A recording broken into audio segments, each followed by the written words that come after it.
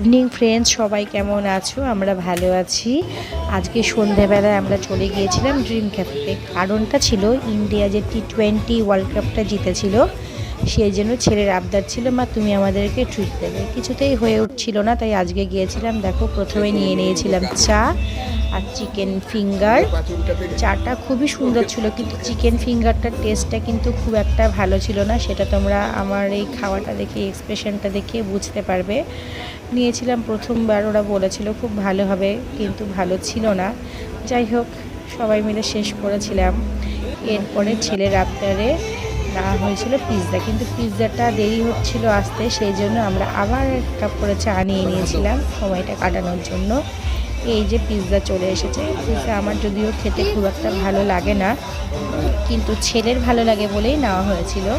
ও তো খুব মজা করে করে খাচ্ছিল, সাথে আমরাও নিয়েছিলাম এক পিস করে, কারণ এতটাও খেতে পারবে না।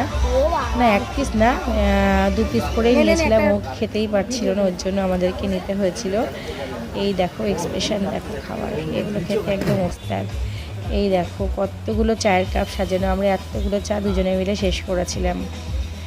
এই যে খাওয়া দাওয়ার পর্ব মোটামুটি শেষ, এবার বাড়ি আসার পালা। টাটা।